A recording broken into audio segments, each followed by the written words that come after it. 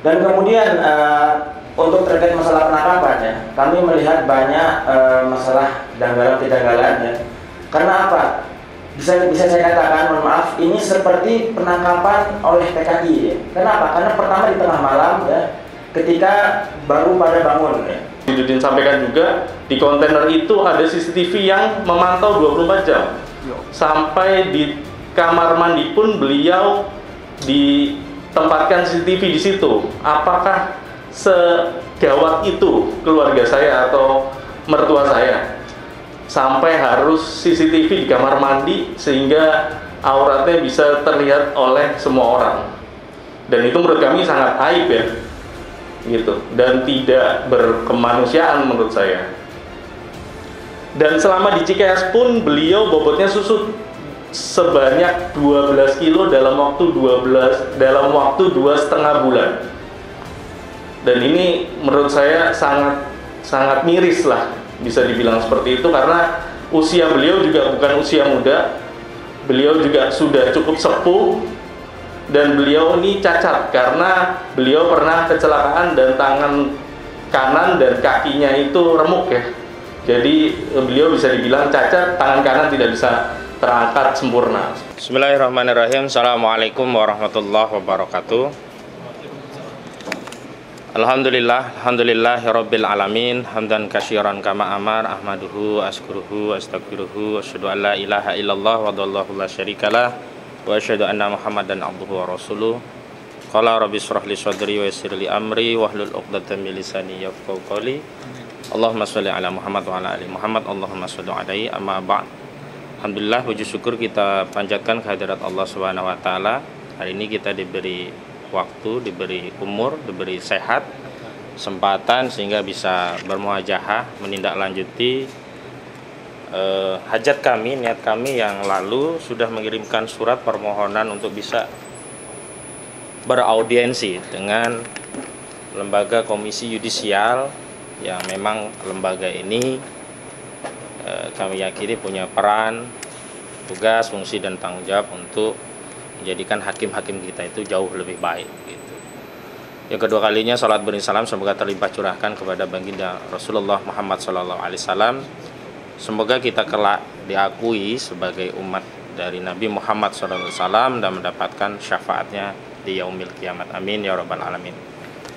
Pak Mul, Bu Lina dan yang lainnya, ini sebenarnya sebagian mungkin kami mengulangi sambil sekaligus menegaskan, tapi ada juga info-info yang baru perlu kami sampaikan. Mudah-mudahan ini juga membantu kinerja KY dalam melakukan pengawasan, termasuk dalam rangka untuk meningkatkan kualitas dari hakim-hakim kita. Tentu saja endingnya kan tentu saja ini dalam rangka untuk memenuhi ekspektasi masyarakat pencari keadilan, agar masyarakat mendapatkan putusan yang benar-benar berdasarkan ketuhanan yang berkeadilan begitu. Jadi saya dan tim ini berasal dari tim advokasi bela ulama, bela Islam, yakni kuasa hukum dari tim yang membela Ustadz Farid Ahmad Okbah, Ustadz Anung Al-Hamad, dan Ustadz Ahmad Zain An-Najah. Beliau ustadz-ustadz kami ini bertiga dituduh melakukan tindak pidana terorisme. Ada pasal 7 Undang-Undang Terorisme, ada pasal 15 Undang-Undang Terorisme, Undang-Undang nomor 5 tahun 2018, dan ada juga pasal 13C, ada juga 12A, yang pada pokoknya dituduh terlibat melakukan kegiatan terorisme, dituduh menyembunyikan informasi terorisme, dituduh merekrut atau menjadi anggota dari korporasi terorisme. Nah, terkait hal itu kami yang lalu juga sudah pernah sampaikan, Pak, tentang permohonan adanya satu eksaminasi dari lembaga KY, khususnya yang berkaitan dengan kasus kami ini. Kenapa demikian? Karena ternyata ustadz-ustadz kami ini dikaitkan dengan kasus terorisme karena adanya satu putusan hakim di Pengadilan Negeri Jakarta Selatan. Yang putusan itu setelah perkembangan persidangan itu memang menurut kami ini anomali, Pak. Anomali sekali. Karena baru kali ini kami menemukan ada putusan yang memberikan amar penetapan sebuah korporasi itu terorisme, tetapi tidak pernah muncul dalam dakwaan dan tuntutan jaksa. Dan ini kami ambil, keterangan ini kami peroleh langsung dari Zuhroni.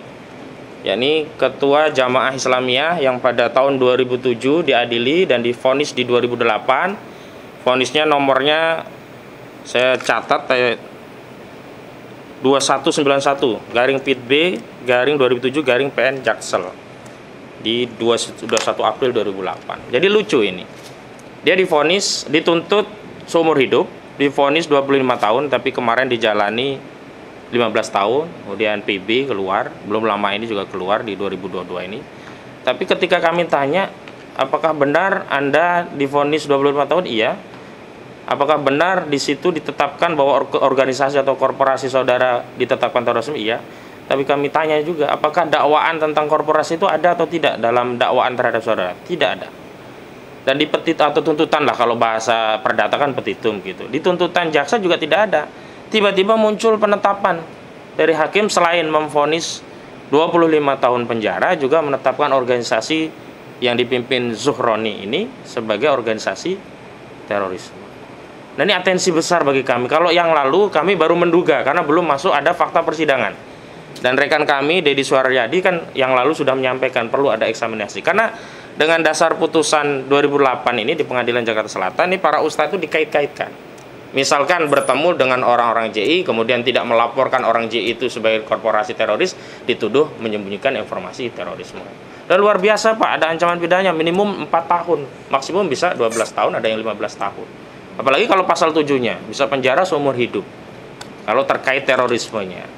Walau alhamdulillah kalau dari sisi fakta persidangan, kami sebagaimana kami yakini kami membela para ustadz, beliau-beliau ini adalah guru, ulama, pendidik di tengah umat kami, tidak ada satupun kegiatan yang terkait terorisme.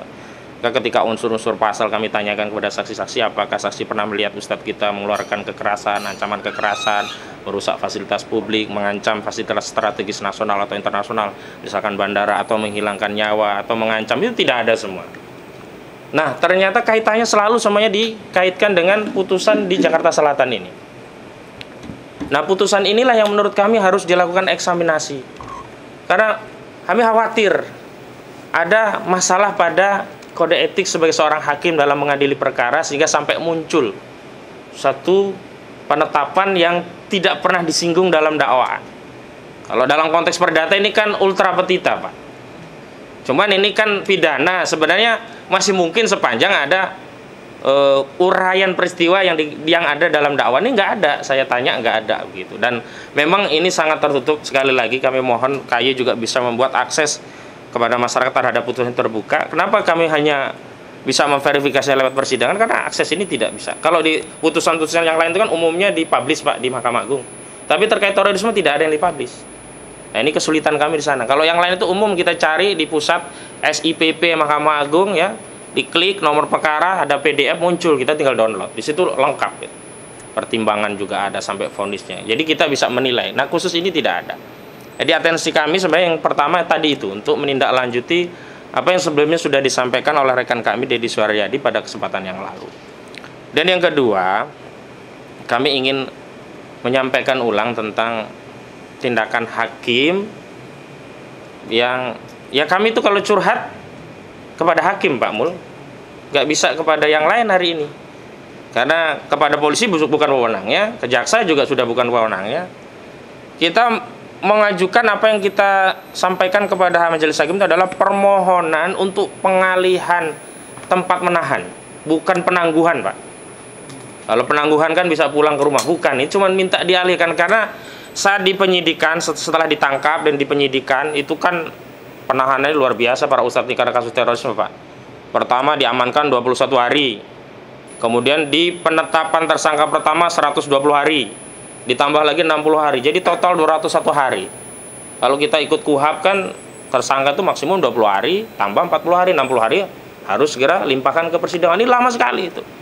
Nah, saat itu di Polda Metro Jaya, tapi qadarullah alhamdulillah terlepas ditahan dan dengan waktu yang lama di Polda itu ustadz-ustadz kami mereka menyampaikan kepada kami ibadah masih terjamin. Terus udara juga masih sanitasi bagus, masih ya manusiawi begitulah. Termasuk masih bisa berkarya. Jadi Ustadz Dr. Farid Ahmad Uqbah ini, beliau selama di Polda itu telah menghasilkan karya 1 buku. Yang ada 9 buku ya Bu malah. Ya, yang dicetak sudah 1 buku ya. Terus Dr. Ahmad Zain An-Najah juga meneruskan tafsirnya karena beliau kan ahli tafsir ini. Nah, tapi ketika dipindah ke Cikeas, ini nggak bisa lagi ada akses bolpen, nggak bisa, akses kertas nggak bisa, dikunjungi lawyer nggak bisa, keluarga nggak bisa. Bahkan kami waktu di tahanan ya di mana di Pengadilan Negeri Jakarta Timur, kita jenguk saja nggak boleh, kita kasih makan saja nggak boleh. Nah, maksud para keluarga saya ingat sekali Pak, ya kita ini berkhidmat Pak Mul juga kan sama lah, kita ingin di akhirat nanti walaupun amal kita tidak terlalu banyak, kalau kita membela para ulama, para ustadz kan mudah-mudahan dapat syafaat dari para ustadz ini ya. Jadi beliau-beliau ini kan makannya tidak terjamin. Para istri itu curhat ke kami itu setidaknya setiap sidang bisa dapat makanan yang lumayan relatif bisa gitulah. Nah, ketika mau dikasih itu juga tidak boleh gitu. Nah, hakim itu tidak tegas. Karena ketika saya komplain dalam majelis harusnya ada instruksi yang tegas. Nah, termasuk masalah penetapan tadi terakhir justru oleh hakim kita ditolak untuk memindahkan tadi dengan alasan yang macam-macam tadi. Padahal kita pasal 61, 60 KUHP itu tegas diatur bahwa advokat dan keluarga dari terdakwa itu punya hak untuk menemui tersangka atau terdakwa gitu. Kalau diatur oke lah kami mau ikut aturan, tapi ini tidak boleh gitu. Bahkan terakhir itu saya ingat mendampingi istri Ustadz Anung Alhamad Pak. Saya sampaikan Pak, saya 5 menit saja karena istrinya cuma minta 5 menit. Tidak dikasih juga. Dan 5 menit ini kenapa kami nggak bisa mewakili? Kami husnuzon itu adalah ada hal-hal yang sifatnya privasi berkaitan dengan urusan keluarga yang nggak mungkin dititipkan lewat kami kuasa hukum. Maka harus langsung, itu pun nggak bisa. Karena menurut kami memang harus ada kontrol terhadap hakimnya yang bisa punya kewenangan eksekutorial. Karena penetapan kan mudah. Tapi selalu saja berdalih silakan ikuti aturan yang ada. Nah, terutama tadi soal pemindahan yang sampai hari ini pun tidak pula dipindahkan. Padahal kita itu sudah, ya mohon maaf Pak Mul, kalau kita bicara rugi, kita rugi banyak Pak. Misalkan ketika kita memeriksa saksi-saksi ahli, itu saksi-saksi nggak dihadirkan langsung Pak, hanya lewat Zoom, dan kita tahulah Zoom kadang ada kendala, kadang ada, saya nggak tahulah intervensi apa di ruangan yang lain, karena kami pernah hadir di LPSK saja, tim kami tidak boleh masuk di ruangan di mana saksi itu diperiksa.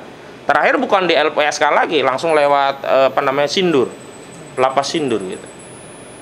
Jadi kami sih berharap melalui hakim itu dikasih kompensasi, paling tidak dipindahkan, dan itu juga dipindahkannya bukan dalam pengertian penangguhan Pak ya, bukan tahanan kota atau tahanan rumah, bukan.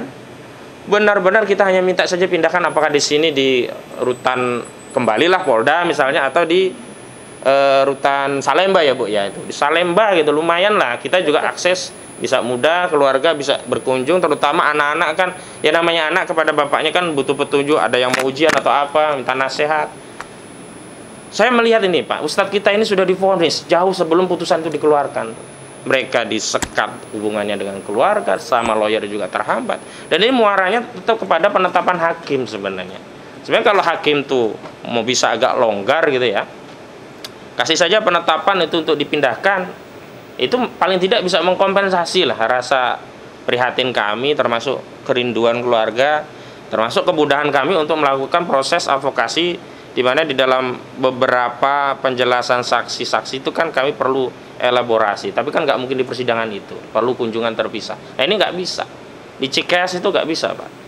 Dan Cikeas itu informasinya itu tidak di kewenangan Kemenkumham, dan ini pernah masuk ke DPR RI, dikomplain juga. Harusnya semua lapas itu ada di bawah Kemenkumham. Ini jadi problem, catatan juga KY, bagaimana nanti hal itu, entah itu apakah masih kewenangan atau tidak begitu ya. Tapi yang jelas terkait hakimnya begitu Pak. Nah nanti juga kami bisa hadirkan di sini ada wakil keluarga tentang keluhan tadi, biar nanti ada perwakilan kami untuk bisa menyampaikan langsung dari keluarga, sehingga apa yang kami sampaikan itu bukan berarti kami ngarang-ngarang, itu ada faktanya begitu.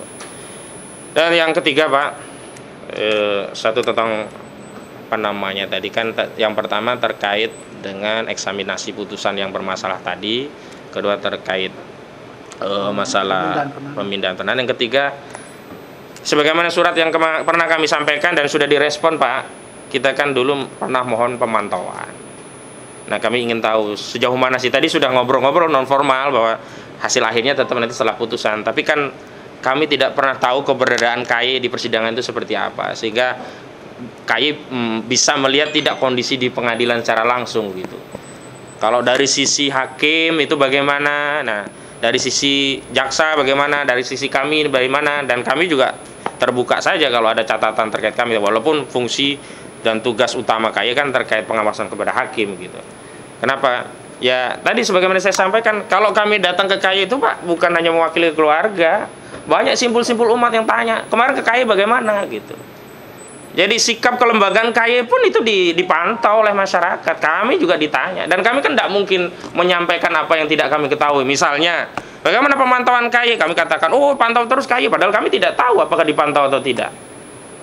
Bagaimana rekomendasi KY, apa akan ada tindakan lebih lanjut, ya kami juga tidak tahu gitu. Nah di titik itulah menurut kami pentingnya kami menyambung tadi informasi tadi, sehingga kami juga bisa memenuhi harapan umat, karena pembelaan terhadap ustadz kita ini kan secara hukum hanya kami ya lawyer, tetapi secara umum, secara publik ini semua ada di belakang para ustadz. Dan ini menariknya Pak Mul, mohon maaf ini mungkin proyek teroris salah ini sekarang. Kenapa? Karena Ustadz Farid Umbah itu ya memang sulit kalau dikatakan teroris. Pernah diterima Pak Presiden Joko Widodo. Kok masa ada teroris diterima presiden? Kalau begitu kan BIN-nya kan kacau. Bagaimana bisa Badan Intelijen Negara kecolongan ada orang, karena apa? Jamaah Islamiyah itu dipersoalkan sejak 2008 putusan tadi.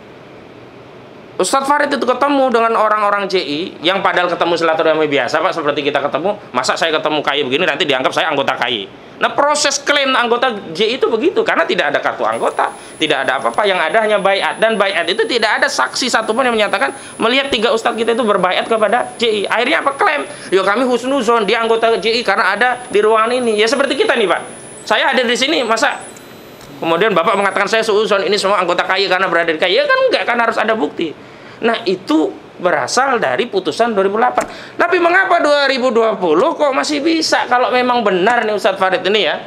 Dan kita yakinnya enggak. Dan ustadz-ustadz yang lain juga enggak sama. Coba Ustadz Ahmad Zainan aja, mohon maaf, beliau itu punya kafaah di bidang ilmu fikih, khususnya fikih muamalah. Beliau fatwa, komisi fatwa khusus muamalah di Majelis Ulama Indonesia. Sedikit sekali ulama-ulama yang dia konsentrasi pada fikih muamalah, khususnya masalah yang muamalah kontemporer Pak. Kita aja kalau ditanya fikih hukumnya tentang multi level marketing kan bingung, kita nanya kepada ahli fikihnya. Nah dari sisi itulah kami tidak ingin nanti ujungnya Pak, ini yang terakhir yang kami khawatirkan. Kemarin saya sempat intercept jaksa Pak, karena saksi ditanya pernah nggak melihat Ustadz Farid terkait dengan kegiatan teror, nggak. Tak tahu nggak bom Bali, terkait bom Bali ada hubungannya JI dengan itu? Tidak. Saksi dipaksa ditanya terakhir, ada nggak kaitannya dengan jihad global? Langsung saya intercept Pak, marah saya. Ngapain kalau kasus terorisme dikaitkan dengan jihad? Langsung buru-buru jaksa itu diam. Maksud saya begini, ini kalau nggak kita kontrol bareng-bareng Pak Mul, ini agama kita nih Pak Mul kan muslim. Ini khawatir nanti istilah syariah, hijrah, jihad, sampai yang lain-lainnya itu, sampai dakwah, itu dianggap sebagai rangkaian peristiwa terorisme. Karena dakwah itu isinya dakwah semua. Lah kemudian kalau ada misalkan begini, niatnya menerapkan syariat Islam, terus di situ dia berdakwah. Oh, ini karena tujuan menerapkan syariat Islam berarti teroris. Kan ini sama saja terorisasi terhadap ajaran Islam. Nggak ada loh Pak peristiwa di dalam dakwah itu, misalkan peristiwa yang lazimnya kita anggap, bukan kita anggap ya, lazimnya kita sebut sebagai teroris. Misalkan pembantaian seperti di OPM di Papua gitu. Ada berapa nyawa yang dicacah-cacah, ada biji mata yang terlempar, nggak ada sama sekali gitu loh. Justru yang muncul nomenklatur terkait agama Islam. Nah ini yang saya juga ingin pantau, agar apa? Agar hakim juga bisa memahami konstruksi berpikir ini. Jangan sampai nanti jadi pertimbangan ajaran Islam itu jadi pertimbangan yang memberatkan terdakwa.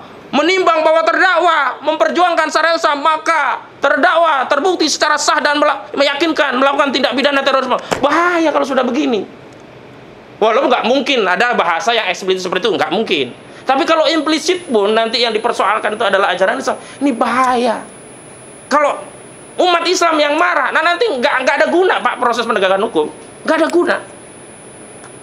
Gak ada guna sama sekali. Nah, kita tidak ingin proses penegakan hukum itu tidak ada guna. Ada guna ya ini dengan apa? Memenuhi standar operasional prosedur yang berlaku, termasuk hakim SOP-nya diikuti, jaksa diikuti, semua yang terkait dengan proses penahanan diikuti. Kalau hari ini para ustadz di pengadilan, ya wewenangnya pengadilan, bukan lagi di Densus, bukan lagi di Cikeas gitu loh. Di Cikeas itu nggak tahu Pak, sampai saya dapat pengakuan dari ustadz, di urusan di toilet saja dipasang CCTV Pak. Ya walaupun mau lari-lari di mana sih para ustadz ini, kan itu ada hal-hal yang sifatnya privacy. Kalau dalam fikih Islam itu adalah aurat yang nggak bisa dilihat orang lain. Ini kan ustadz kita jadi nggak punya aurat lagi dilihat. Masya Allah, kita kan laki-laki, walaupun laki-laki di atas pusar, di bawah pusar sama dengkul itu udah aurat. Kalau kelihatan bagaimana? Nah saya kira ini yang penting untuk diketahui, dan selanjutnya nanti mohon izin Pak karena kita mau curhat, mohon waktu untuk bisa mendengar nanti, karena kawan-kawan kami yang lain mungkin bisa menyampaikan tambahan yang kebetulan belum sempat bisa saya wakili. Itu saya dari saya, selanjutnya saya serahkan rekan kami. Terima kasih, kurang lebihnya mohon maaf. Assalamualaikum warahmatullahi wabarakatuh. Assalamualaikum warahmatullahi wabarakatuh. Mohon izin Pak Mul, Pak Imron, Bu Lina ya, dan staf yang lain. Assalamualaikum warahmatullahi wabarakatuh. Waalaikumsalam. Salam sejahtera untuk kita semua. Saya tidak mengulangi apa yang disampaikan rekan saya, teman saya. Hanya poin-poinnya aja, bahwa kita mengacu kepada ketentuan Undang-Undang Yudisial nomor 11 ya, nomor 18 tahun 2011, perubahan atas Undang-Undang nomor 22 tahun 2004 tentang Komisi Yudisial. Tugas dan wewenang salah satu Komisi Yudisial adalah bagaimana mengawasi perilaku hakim, ya, perilaku hakim. Fakta yang kami, khususnya saya, peroleh sebelum putusan sela, ya, sebelum putusan sela terhadap ketiga ustadz yang didakwah dugaan kasus terorisme, sungguh prihatin atas sikap dan tindakan majelis. Ya, nanti Bapak tolong cek perkara tiga ustadz itu di PN Jakarta Timur sebelum putusan sela ya, saya coba. Itu jujur saya ingin menyampaikan, karena pada saat itu saya adalah bagian, selain dari teman-teman saya mengajukan protes terhadap mekanisme pelaksanaan proses persidangan. Ya, di situ ada, kita mengacu kepada Undang-Undang Nomor 8 Tahun 2081 tentang hukum acara pidana. Nah, juga di situ jaksa menghadirkan juga undang-undang tentang terorisme. Ya. Nah, saya ingin katakan gini, Pak. Kalau dia udah masuk di ranah pemeriksaan dan mengadili dan memutuskan, adalah sudah wewenang majelis hakim.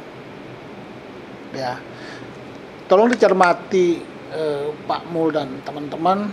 Ini saya bicara sebelum putusan sela, ya. Nah, itu sikap dan perilaku hakim yang sepengetahuan saya itu lain daripada yang lain. Ya.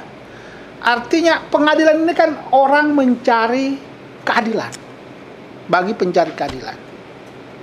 Hakim ini kan sesungguhnya sebagai penengah,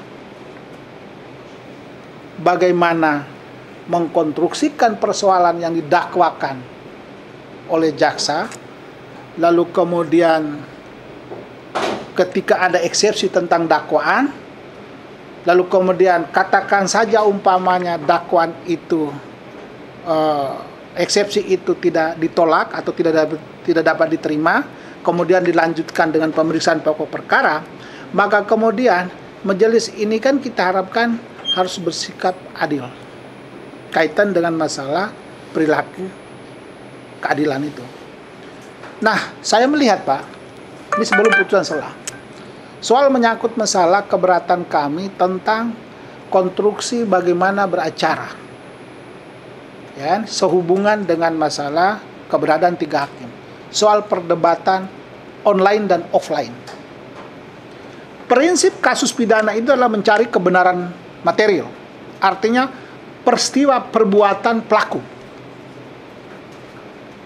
Nah, pada saat sidang sebelum putusan sela itu juga kita sudah melihat interaksi melalui online pada saat pemeriksaan identitas. Itu sinyalnya putus-putus, Pak. Apakah itu bagian daripada kita mencari kebenaran materi? Itu kami sampaikan. Mohon. Kenapa selama dalam proses persidangan ini tidak ada yang demo di depan itu? Kalau kita mau jujur, Pak. Kalau kita mau jujur, kami tidak pernah action di permukaan. Kami sampaikan kepada keluarga semua, kepada unsur-unsur organisasi, ormas segala macam, nggak usah demo. Kita nanti akan uji di sana. Dan faktanya kan, ketiga ulama proses persidangan ini kan aman-aman saja. Kenapa kemudian kewenangan majelis ini tidak digunakan? Itu maksud saya, Pak. Artinya, offline dengan online ini, orang mencari, asas hukumnya mencari kebenaran material. Ketika kami mengajukan, ya ini kan saksi, ini kan ada interaksi dengan terdakwa, 3 terdakwa ini. Ya, kenapa permohonan kami tidak dihadirkan? Dengan alasan bahwa di undang-undang teroris itu ada merahasiakan identitas di pasal 33 undang-undang teroris. Ya. Tetapi hakim punya keyakinan selama proses persidangan ini kan suasana di luar itu kan aman, tertib, rapi, kok nggak ada apa kok. Nggak ada apa-apa. Dan kami tim penasihat hukum ini jamin, Pak, soal keamanan itu. Ya. Nah, oleh karena kami melihat majelis hakim ini soal satu kasus, soal offline dengan online, asasnya adalah mencari kebenaran katanya. Yang kita butuhkan adalah saksi harus depan situ, sehingga ada interaksi secara material. Apa sih sesungguhnya yang terjadi terkait dengan perbuatan ketiga ustadz ini dalam kaitan dengan dakwaan jaksa, gitu, Pak, penuntut umum. Nah, ini hakim tidak peran, Pak Mul. Ini padahal ranahnya mereka. Makanya lahirlah surat permohonan. Itu masih ada, itu salah satu contoh offline online. Terus di dalam persidangan, bagi saya sebelum ini putusan sela, ya, ini masih putusan sela, mulai pemeriksaan identitas sampai kepada ini, hakim berperilaku tidak adil dalam konteks berkaitan masalah menggunakan kewenangannya. Salah satunya offline online itu. Lalu kemudian kita juga berbicara soal menyangkut masalah materi dan fakta persidangan sehubungan dengan masalah kaitan dengan materi eksepsi, ya kan? Kita minta agar supaya hakim ini di tengah-tengah. Ya. Ketika ada pendapat jaksa yang disampaikan tentang menyangkut masalah materi bukan penangguhan tetapi pemindahan penahanan. Pasal 26 Undang-Undang 881 itu kan penahanan itu kan kewenangan majelis, Pak. Ya. Dengan berbagai macam pertimbangan, ya, kita sudah minta tolong dilakukan pemindahan. Sehingga kami penasihat hukum ini bisa ketemu langsung dengan ketiga terdakwa ini kaitan dengan masalah kepentingan pembelaan. Tentunya yang kami bicara ini adalah materi.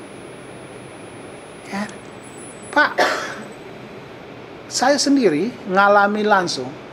Ini ketiga terdakwa ini kan datang pagi-pagi, terus dimasukin dalam rutan pengadilan di bawah itu.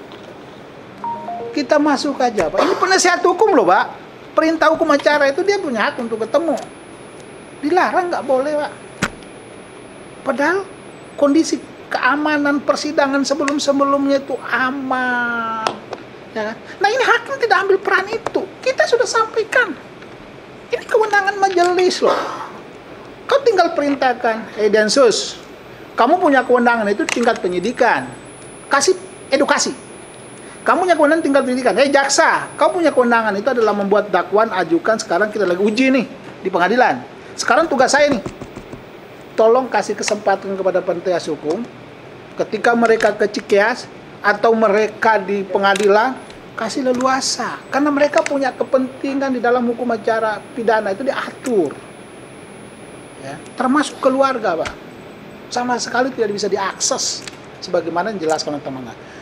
Nah, itu bagian kecil, Pak. Ini saya masuk sebelum putusan selah. Ya. Berdebat sungguh luar biasa bagaimana menghadirkan ini sidang secara offline tentang saksi ini, Pak. Akhirnya hakim dengan kewenangan tetap memutuskan sidang offline. Sidang online di mana para saksi itu dihadirkan di dihadirkan di PTSK, ya kan? Lalu kemudian terdakwa dihadirkan. Terdakwa dari persidangan perjuangan setengah mati, Pak. Pamul. 3 terdakwa ini dihadirkan di persidangan itu, perjuangan kami sungguh luar biasa. Kenapa? Hakim sudah memegang dimensi bahwa tetap online. Ya, tetap online, tidak bisa ini. Tapi kami dengan kekuatan batin, lillahi ta'ala, ya, maaf Pamul, kami bela ini nggak dibayar. Lillahi ta'ala, Pak. Ya, untuk menegakkan kebenaran material berkaitan dengan dakwaan ini, tuduhan ini, gitu loh. Nah, oleh karena itu saya ingin katakan bahwa Komisi Yudisial coba dengan tugas dan wewenangnya, ya, coba menyikapi ini, lalu kemudian maka lahirlah surat kita, kalau tidak salah tanggal 22 September, untuk minta mengganti majelis hakim. Mungkin Pak Mul sudah baca, Pak, permintaan penggantian majelis hakim. Betul. Ya, kenapa? Karena rentetan peristiwa yang kejadian yang pada saat persidangan pertama, ya, terkait dengan salah satu masalah itu apakah ini online atau offline, ya. Lalu kemudian perilaku hakim pada saat persidangan itu, ya. Kalau jujur saya katakan bahwa kalau berpihak ya, mengabaikan asas kebenaran mencari kebenaran material tadi itu, ya orang sidang-sidang sebelumnya aman-aman aja kok, orang nggak ada demo kok, nggak mengganggu keamanan di lingkungan pengadilan situ kok, kenapa harus dilarang untuk tidak dihadirkan di depan persidangan hanya karena faktor perintah pasal 33 Undang-Undang Teroris ini. Yang kita gunakan hukum acara pidana atau undang-undang teroris. Nah, ini 2 hal yang berbeda, Pak. Tolong dikaji dan analisis. Nah, sekarang saya masuk kepada pemeriksaan pokok perkara.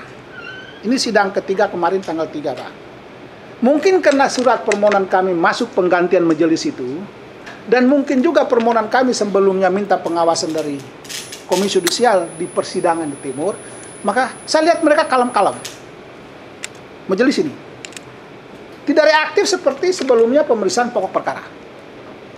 Ya, karena saya hadir terus sidang itu, ya. Nah,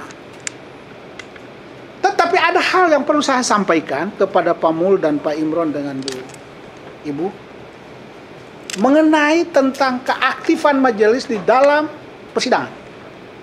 Saya katakan, yang dicari ada kebenaran materi. Tapi yang aktif itu jaksa, penasihat hukum. Yang kita mohon itu hakim menggali sesuai dengan kekuasaan sesuai dengan undang-undang pokok kekuasaan kehakiman itu. Dia harus menggali. Apa yang tertera di dalam BAP dengan apa yang dijelaskan oleh saksi di muka persidangan.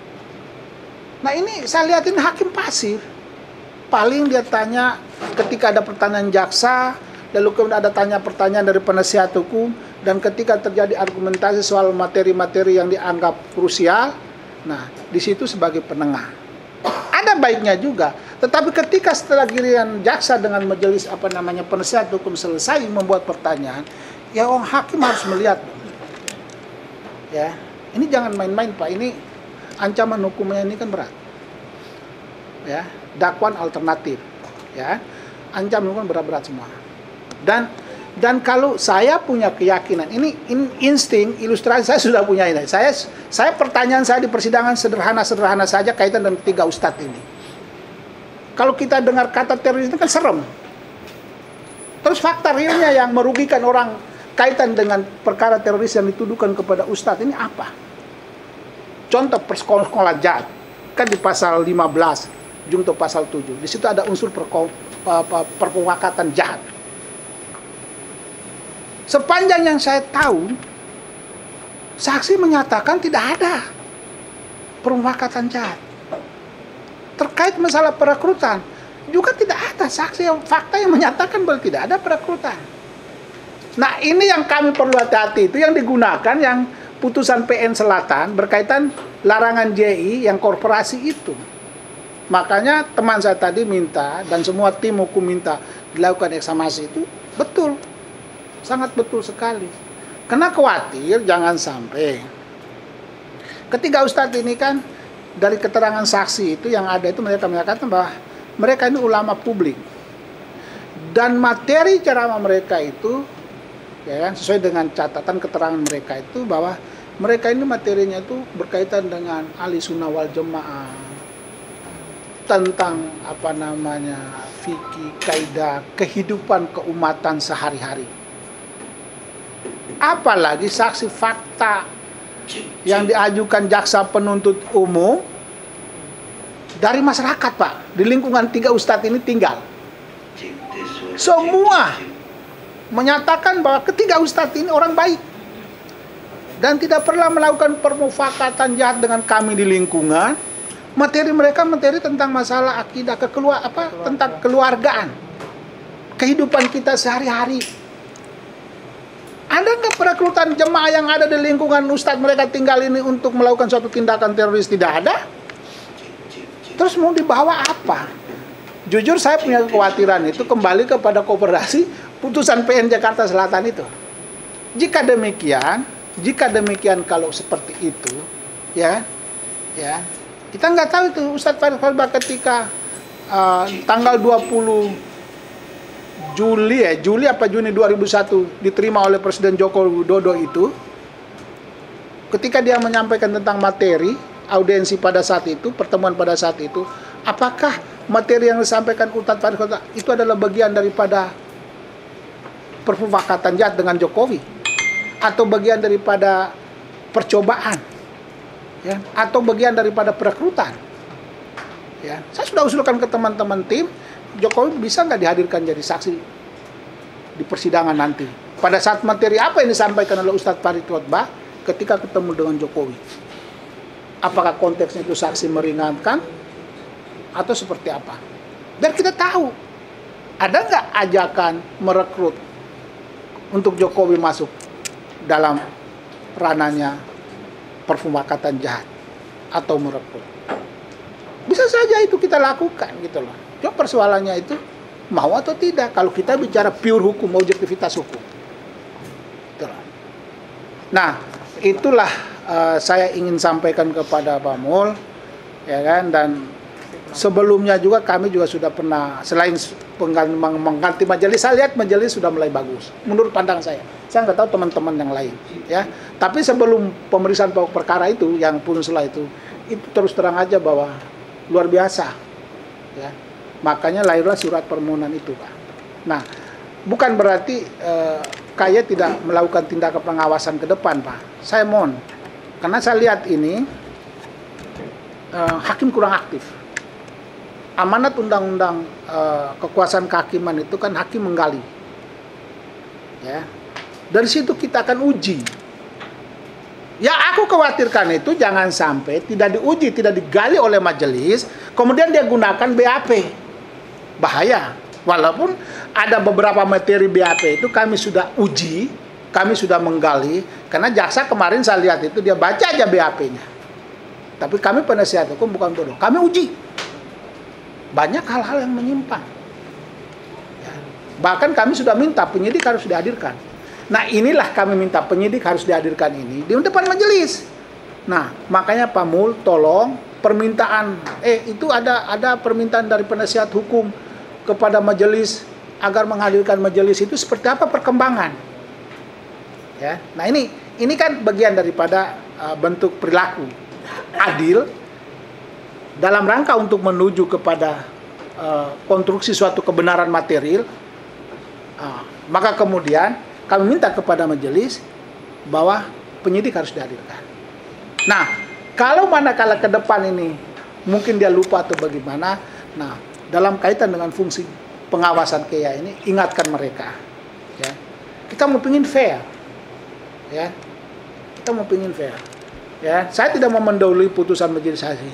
Saya sudah punya naluri, Pak. Saya setiap membela kasus itu, insting naluri saya jalan, Pak. Saya tidak katakan punya indera yang kesekian. Ya. Nah, dan ketika sebelum saya tampil menjadi pembela suatu terdakwa itu, saya lihat dulu, saya pelajari dulu, saya baca dulu. Makanya ujung pertanyaan saya selalu tanyakan, ada nggak perbuatan jahat para saksi? Tahukah ketiga ustadz ini ada perbuatan jahat, ada perekrutan? Tidak ada. Terus mau apa? Makanya aku khawatirkan itu yang digunakan putusan itu, Pak. Sudah tahu bahwa putusan melarang JI itu, ya, tidak boleh tidak boleh beraktivitas di situ, dilarang. JI itu korporasi terlarang. Kenapa ustadz ini memberikan ceramah di situ? Ini ustadz ini kan ulama publik. Ya, saya kasih contoh tadi, kalau ulama publik, Jokowi aja terima kok. Terus kemudian status Jokowi pada saat terima ustadz itu, kemudian dia memberikan materi itu. Apakah itu bagian daripada modus merekrut?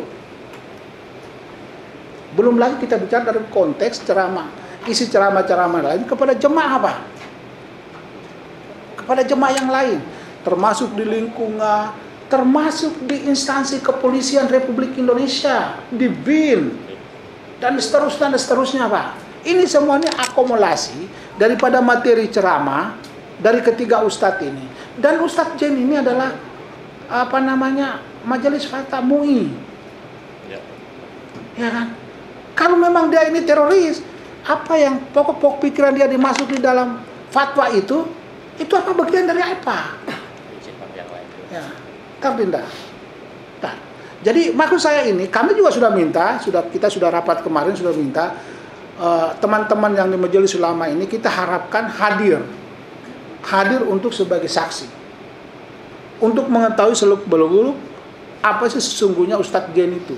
Semua kita akan buka semua nanti. Nah, itu saja poin dari saya, Pak. Intinya terakhir saya mohon gunakan fungsi pengawasan, berperilaku adil ini sesuai dengan tugas dan kewenangan daripada Komisi Yudisial, dan diharapkan agar supaya mungkin sebelumnya itu sudah adil atau bagaimana kita nggak tahu. Ya, di daerah aja saya lihat ada turun, Pak, ada turun, ya, di daerah sidang di pengadilan daerah. Saya nggak sebutkan pengadilan di mana. Kasusnya nggak termasuk dalam ranah publik, tapi dilakukan pengawasan, ada, gitu loh. Nah, apalagi ini di jantung ibu kota negara Republik Indonesia, yang dekat Komisi Yudisial, tetangganya dengan PN Jakarta Timur. Karena itu mohon agar supaya dalam rangka untuk menggali dan mengungkapkan kebenaran material ini, fungsi pengawasan ini bagi kami menjadi penting untuk majelis ini agar supaya semua berjalan fair, terbuka, objektif untuk menemukan ira-ira demi keadilan berdasarkan ketuhanan yang maha esa yang hakiki yang diharapkan oleh ketiga ustadz dan keluarga termasuk tim penasihat hukum untuk mencari keadilan. Demikian dari saya, lebih kurangnya mohon maaf. Assalamualaikum warahmatullahi wabarakatuh.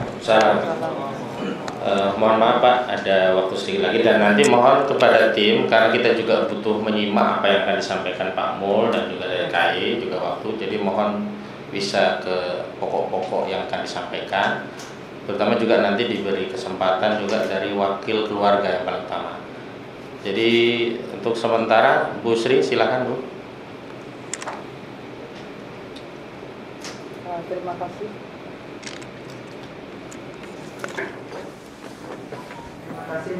Nanti ini digeserin ya. Assalamualaikum warahmatullahi wabarakatuh. Yang saya hormati Pak Mul, Pak Imran dan Bu Lina dan jajarannya. Jadi saya hanya ingin menambahkan sedikit aja. Kalau terkait hakim untuk persidangan sudah udah mulai baik ya. Maksudnya memang dulu ada penggantian, tadi sudah dijelaskan.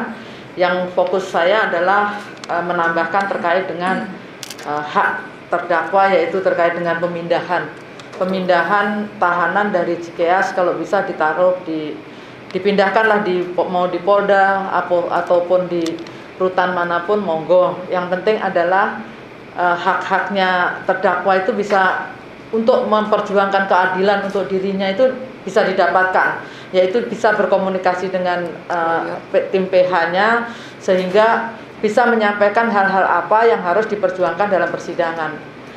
Yang pertama adalah itu. Terus kemudian yang kedua terkait perpindahan tempat penahanan ini pun kami juga berjuang nggak main-main Pak Mur, bahwa waktu itu JPU sendiri tidak bisa menemui terdakwa di Cikeas. Nah, terus kemudian kami apalagi lebih nggak bisa lagi. Terus kemudian kita tanyakan ke JPU, semua itu tergantung pada Densus 88. Akhirnya kami dengan karena Ustadz Farid ini adalah ulama kami di Parmusi, maka Ketua Umum Parmusi pun juga mencoba berkomunikasi dengan Kapolri dan ditugaskanlah Densus 88 untuk melakukan pemindahan. Kemudian kami juga sudah bertemu, waktu itu sudah berdiskusi, bertemu dengan Direktur Densusnya Pak Arif, Brigjen Arif. Nah, beliau juga sangat semangat untuk memindahkan karena kami menyampaikan hak-hak ini kan beliau ini merasa sangat yakin, bahkan Ustadz Farid pun pernah waktu pemeriksaan BAP pun menyampaikan ke direktur bahwa Bapak ini salah nangkap saya, yakin banget bahwa beliau tidak bersalah. Nah, untuk memperjuangkan hak-hak keadilan ini harus dong diberi kesempatan untuk bisa berkomunikasi dengan tim penasihat hukum khususnya. Nah, kalau dengan permohonan kami untuk perpindahan dari Cikeas ke rutan lainnya itu, beliau sangat setuju dan bahkan sampai menjanjikan kepada kami pada pertemuan itu, ya sabar Ibu ya, mungkin tunggu 1-2 hari lah saya urus administrasinya. Dengan senang kami sampaikan juga kepada keluarga. Karena apa? Karena kami sangat ingin beliau bisa berkomunikasi dengan keluarga maupun dengan PH-nya.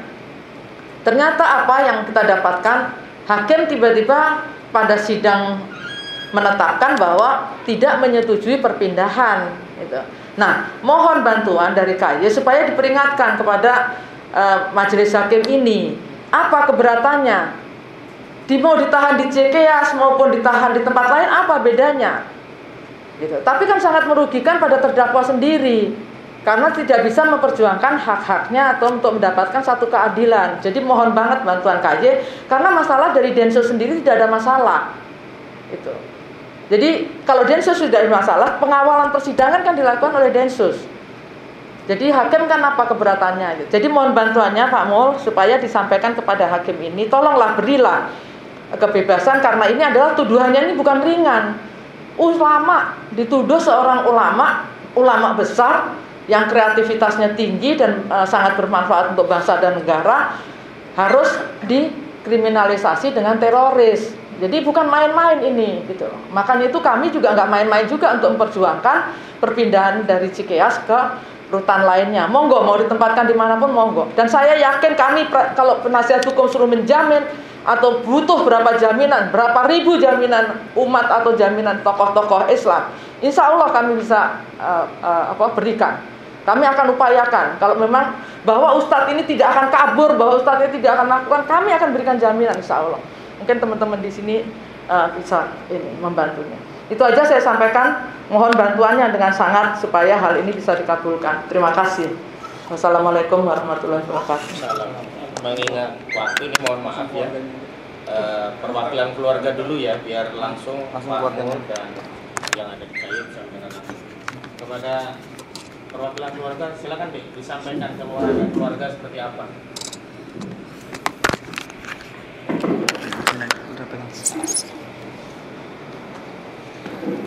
Oke, terima kasih kesempatannya. Yang saya hormati Bapak dan Ibu jajaran dari Komisi Yudisial. Perkenalkan, saya Sami Bawedan. Saya menantu dari salah satu terdakwa yaitu Ustadz Farid Okbar. Assalamualaikum warahmatullahi wabarakatuh. Waalaikumsalam. Untuk kesempatan kali ini saya pengen sedikit sharing aja sih kegiatan tentang Ustadz Farid Okbar di rumah seperti apa, lalu kegiatan sehari-hari beliau seperti apa.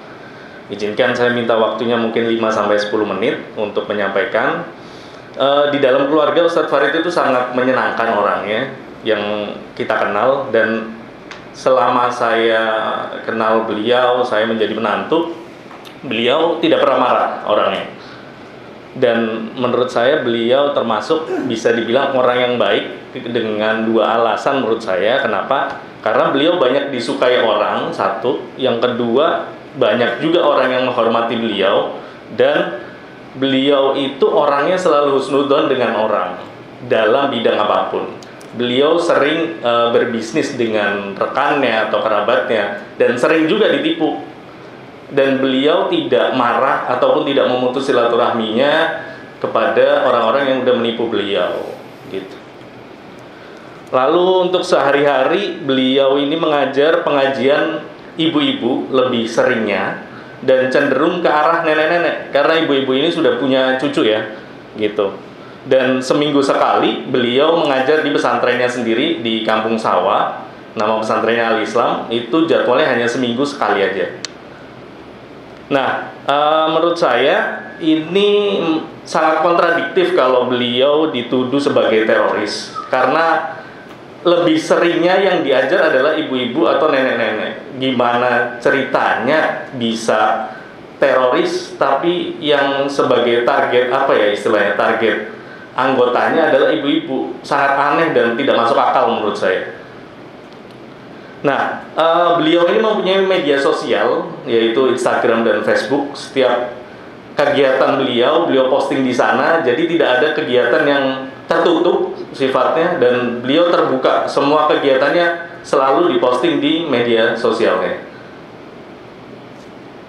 Nah, ketika beliau ditangkap, murid-murid beliau, lalu ibu-ibu pengajian serta warga komplek kami itu merasa dirugikan karena selama ini beliau itu sering mengisi kajian di komplek. Karena sekarang ditangkap, jadinya beliau tidak bisa memberikan pencerahan lagi tentang agama kepada warga komplek. Sehingga warga juga merasa kehilangan atas penangkapan ini.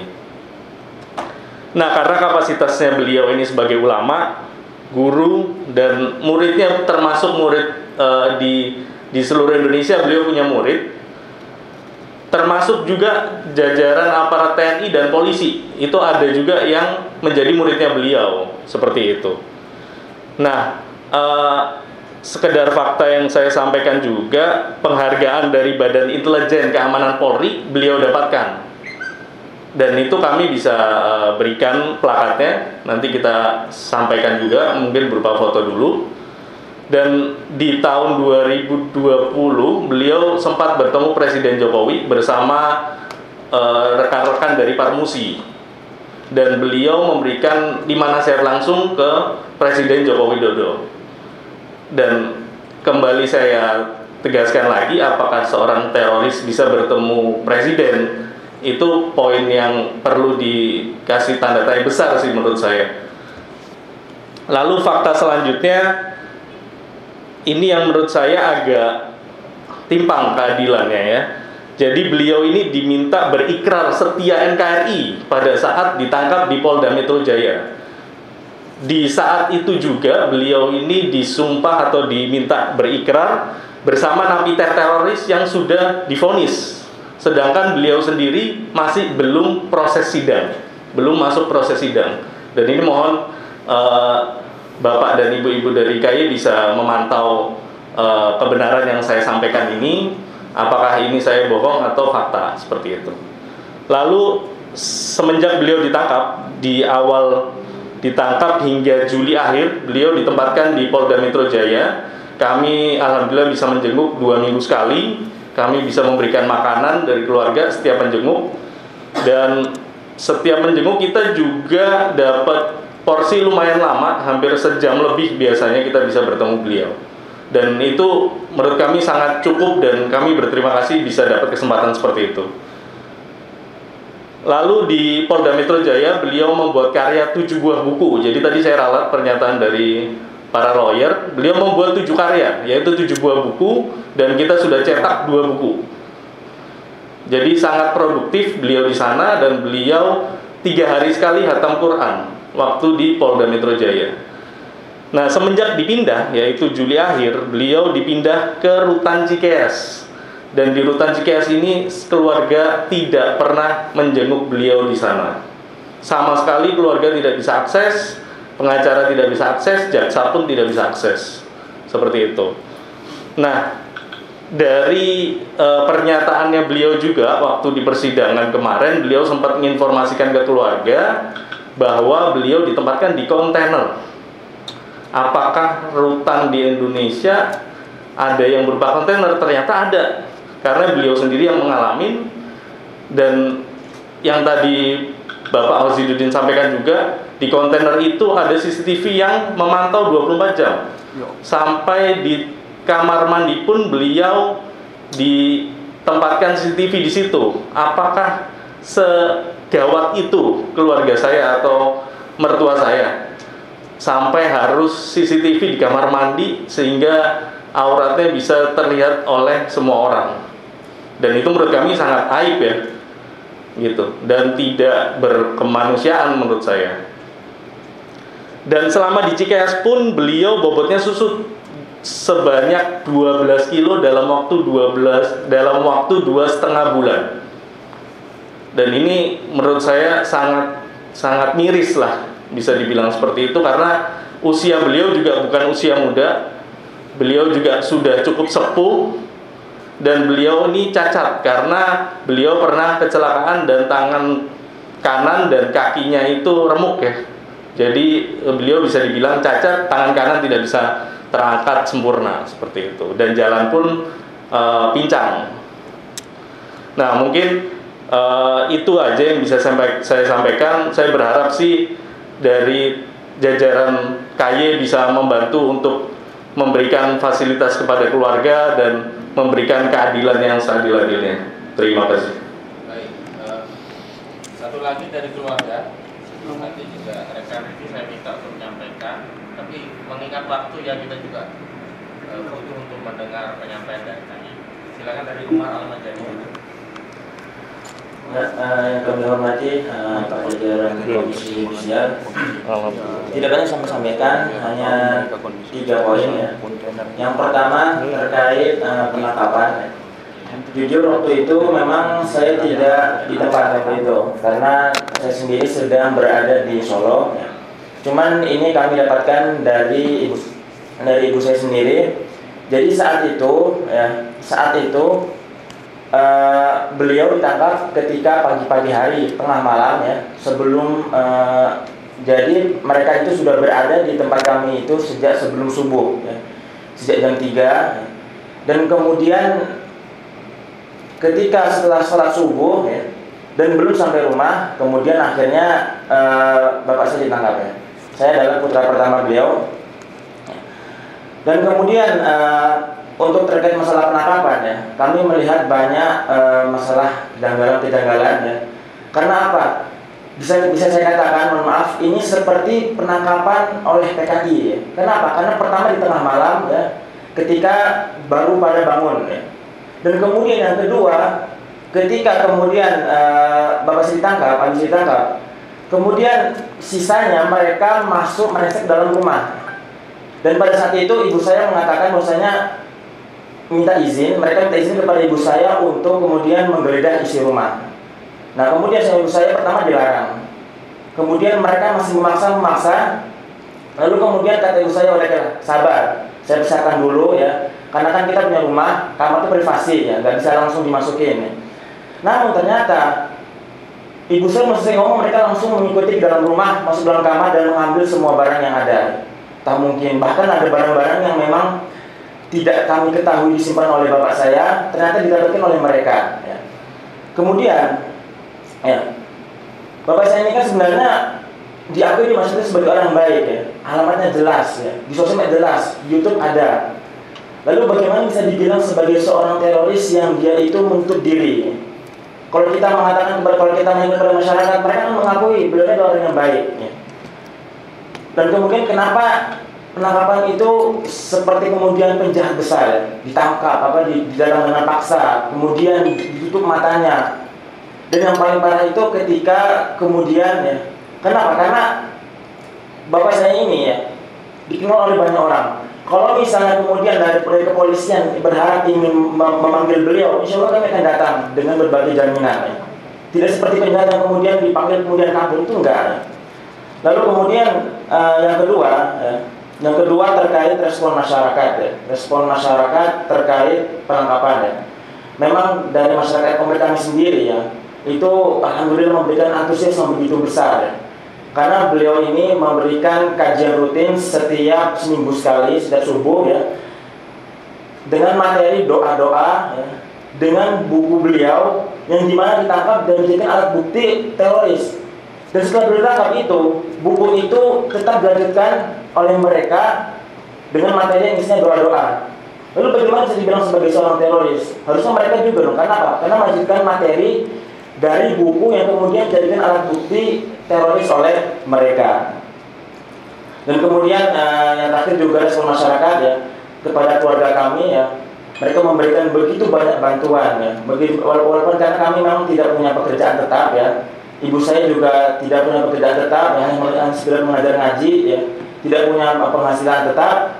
Tetapi kemudian tercukupi setiap hari. Karena apa? Karena setiap hari selalu ada yang memberikan berupa moral dan materi ya, bantuan kepada kita yang dimana itu bisa memberikan kecukupan kita. Ini adalah salah satu bukti bahwasanya masyarakat begitu mendukung, begitu terus antusias terhadap bapak saya ini ya.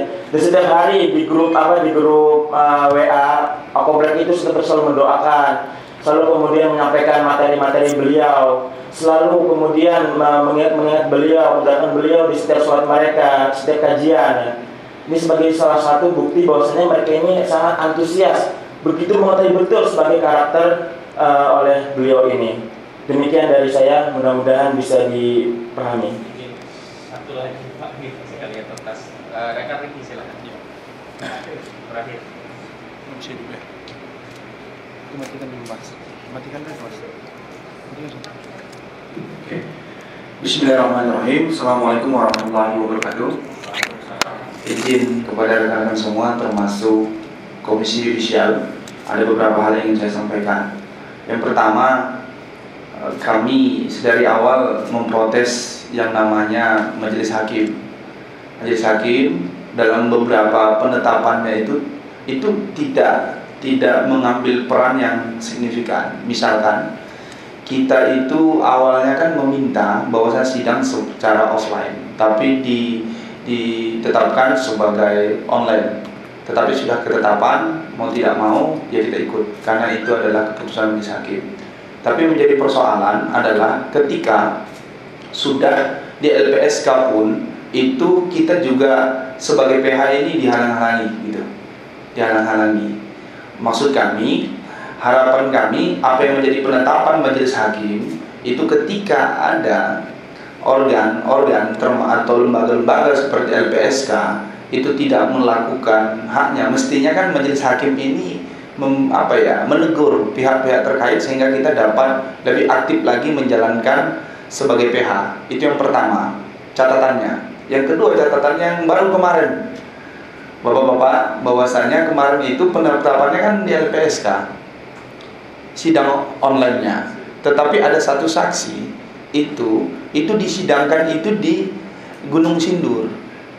Di Gunung Sindur gitu. Padahal penetapan itu di LPSK. Nah, padahal itu penetapan oleh Majelis Hakim gitu maksud kami itu.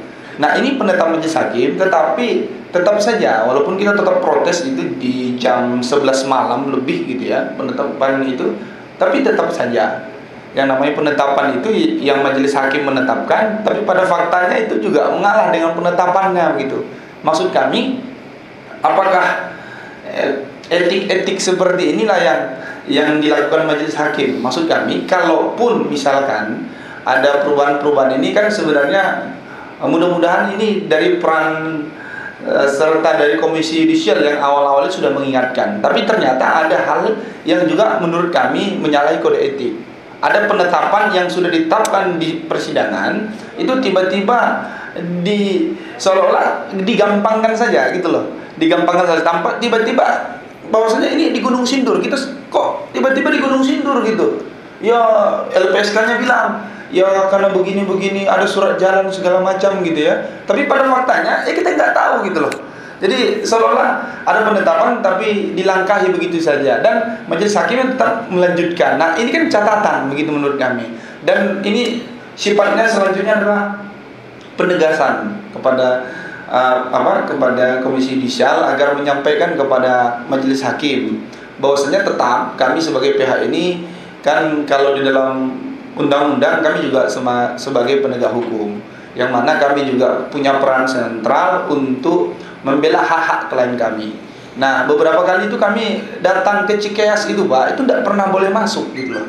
Nggak pernah masuk. Bahkan kalau kita mau ngirim surat saja nih, itu diputar-putar dulu. Pak, begini Pak ya, kata di Cikeas itu petugasnya. gini Bapak, nanti sebaiknya dari kantor pos saja Pak. Kantor pos nanti baru kirim ke kita, nanti supaya formal. Lah, kita balik nanya, ya kalau kantor pos bisa, kenapa kita PH tidak bisa, kan gitu.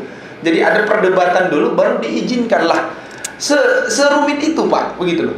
Itu baru ngirim surat. Apalagi kita itu dapat berdiskusi langsung, apalagi keluarganya dapat ketemu langsung. Nah, mengapa kami bergerilya atau semangat banget meminta agar para ustadz-ustadz kami ini, para klien kami ini dapat dipindahkan. Dan catatan lagi, kenapa yang lainnya itu yang kasus yang sama itu bisa di Gunung Sindur, bisa di Polda Metro Jaya. Kenapa ustadz-ustadz kami ini dipaksakan untuk tetap di Cikeas gitu loh. Ini kan menjadi ke beberapa saksi itu kami ingin sampaikan kepada Komisi Yudisial, itu beberapa saksi itu banyak juga yang ditahan di Polda Metro Jaya. Ada juga yang di Gunung Sindur. Lah, kok 3 ustadz kami ini dipaksakan untuk di Cikeas? Padahal kami sudah sampaikan ke majelis hakim bahwasanya ini banyak hak-hak klien kami, termasuk hak asasi manusianya itu seperti yang sudah dijelaskan oleh rekan-rekan dan anak-anak menantunya tadi, itu di CCTV 24 jam. Ini selain dari pelanggaran HAM, ini juga penghinaan terhadap ustadz-ustadz dan ajaran Islam. Itu aurat itu diperlihatkan. Gimana 24 jam itu di kontainer Pak?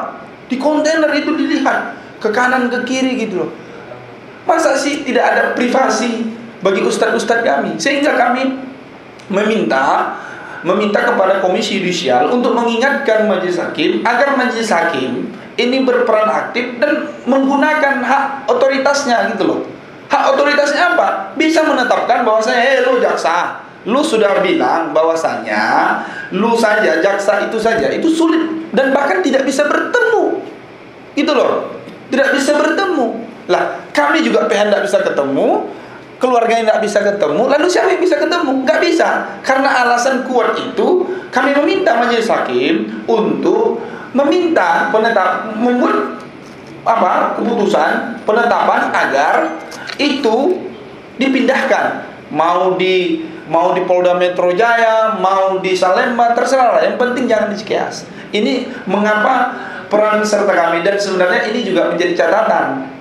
Kok Cikeas seperti itu? Mudah-mudahan dari usaha kami yang mudah-mudahan berhasil bagi klien kami 3 ustadz ini juga berdampak kepada tahanan teroris yang lain. Agar jangan agar mereka yang lain, ustadz-ustadz yang lain juga mungkin yang ditahan di sana, atau narapidana yang ditahan di sana, itu juga mendapatkan haknya, termasuk kepada keluarga-keluarganya. Jadi bukan hanya sebatas 3 ustadz ini gitu loh. Tapi poin kami fokus kepada 3 ustadz ini. Sangat sulit sekali hak-haknya gitu. Komisi Yudisial, bapak-bapak semua dan ibu-ibu semua, yang insya Allah berikan hidayah, diberikan kekuatan, termasuk keberkahan dalam hidup dan tugas kewenangan. Untuk sementara seperti itu. Terima kasih Bapak dan Ibu. Assalamualaikum warahmatullahi wabarakatuh. Kurang sapi deh Pak, harusnya biar rezekinya lancar. Amin. Ditambah anak-anak yang soleh-soleha. Amin. Baik, begitu Pak Mul dari kami.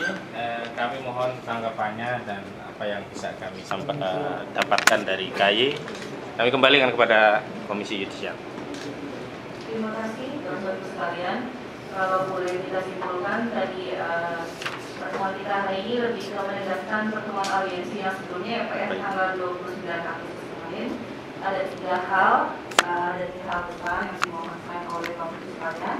Yang pertama terkait dengan permohonan eksaminasi putusan Pengadilan Negeri Jakarta Selatan yang nomor 2191 tahun 2028 terkait dengan pelarangan korporasi 2008 terkait dengan pelarangan korporasi yang dianggap teroris ya Pak JI itu ya. Nah, kemudian yang kedua terkait dengan terkait dengan pengalihan atau pemindahan penahanan dari Cikeas ke rumah tahanan yang lainnya. Karena di Cikeas ini Bapak Ibu sekalian menyampaikan bahwa di Cikeas ini komunikasi terdakwa itu terputus dengan baik penuntut umum maupun advokat maupun keluarganya, sehingga tidak bisa melaksanakan hak-hak dia untuk melakukan pembelaan di persidangan, dan hal ini akan berakibat kepada keputusan hakim nantinya akan diduga nanti keputusan hakimnya tidak bisa adil karena kurangnya hak-hak dari para terdakwa yang ditahan di Cikeas, seperti itu. Kemudian yang ketiga terkait dengan permohonan pemantauan terkait dengan 3 kasus ini ya Pak ya, kemarin ada 3 permohonan pemantauan. Nah nanti akan dijelaskan oleh Pak Mul, Kepala Biro Pengawasan Perilaku Hakim, dan juga oleh Bapak Imron selaku tenaga ahli kami. Dan saat ini kita sudah hadir juga di tengah-tengah forum ini ada Ibu Nini, beliau adalah Kabak Pemantauan, kemudian juga Pak Ferli, beliau Kasubag di pemantauan juga, mungkin nanti bisa menambahkan untuk hal-hal teknisnya. Baik Bapak Mulyadi, kami persilakan, nantinya dilanjut oleh Bapak Imron ya Pak ya. Terima kasih.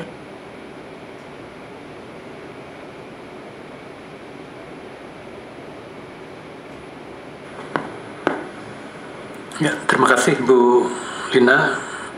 Bismillahirrahmanirrahim. Assalamualaikum warahmatullahi wabarakatuh. Alhamdulillahirrahmanirrahim. Wassalatu wassalamu ala asrafil anbiya wal mursalin wa ala alihi wa sahbihi ajmain. Pertama-tama marilah kita mengucapkan puji syukur pada Allah Subhanahu wa taala. Kita semua masih dalam keadaan sehat walafiat dan bisa bersilaturahmi yang kedua kalinya Pak ya di Komisi Yudisial, dan kami selagi ada waktu ini tidak bosan-bosannya menerima Bapak-bapak dan Ibu di sini semua. Terima kasih sudah berkunjung ke Komisi Yudisial. Ya, kita juga sekarang sedang disibukkan untuk masalah Hakim Agung yang ketangkap. Saya bolak-balik ke KPK. KPK, jadi bagian dari tugas kami itu loh.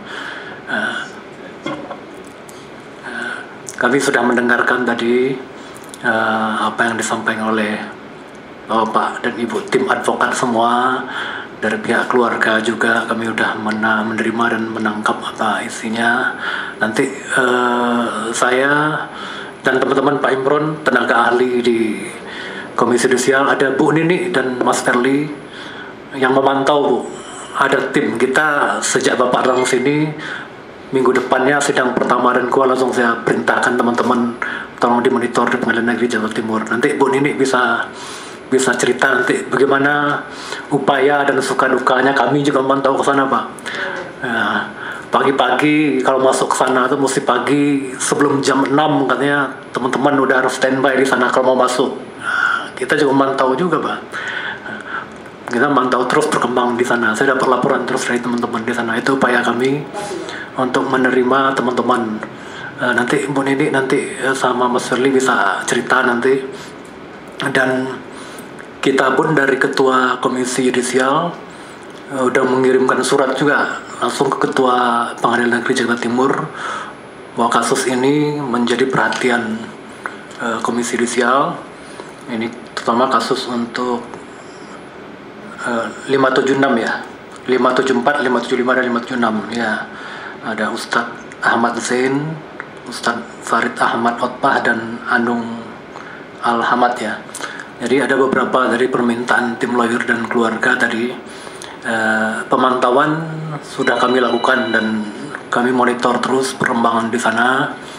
Surat pun dari ketua sudah kita layangkan ke sana. Nanti ada beberapa hal nanti yang perlu kita jawab, seperti ada apa yang menjadi kewenangan KY dan bukan menjadi kewenangan KY. Bahwa Komisi Yudisial ini adalah tugasnya adalah memantau etik dari para hakim terutamanya. Sepanjang itu menjadi tugas dan kewenangan KY, kami akan laksanakan. Tapi sepanjang itu bukan menjadi kewenangan kita, ya kita tidak bisa juga intervensi. Itu kan majelis hakim itu independen, mandiri, dan tidak boleh diintervensi dalam hal tertentu. Sepanjang kami boleh memantau, kami akan laksanakan.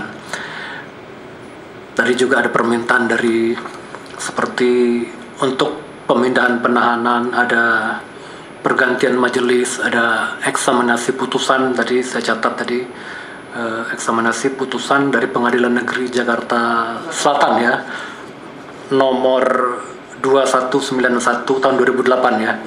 Nah itu nanti kita coba cari juga dulu dasar putusannya. Ya, dari saya secara umum seperti itu. Pak Imron bisa tolong dibantu kira-kira apa yang menjadi kewenangan KY dan di mana di luar kewenangan KY. Kalau proses pemantauan nanti Bu Nini tolong dijelaskan sedikit bagaimana usaha dari teman-teman untuk bisa masuk pengadilan. Kita kadang-kadang memantaunya kita diam-diam Mbak, ada yang diam-diam, ada yang terang-terangan, gitu. Ya. Pak Imron, silakan nanti kita melengkapi. Nanti saya jelaskan dulu Ibu, Pak Imron, Ibu Lina, udah Bu Nini dan Mas Berli bagian pemantauan. Pak Imron, silakan Pak. Nanti kita saling melengkapi aja nanti.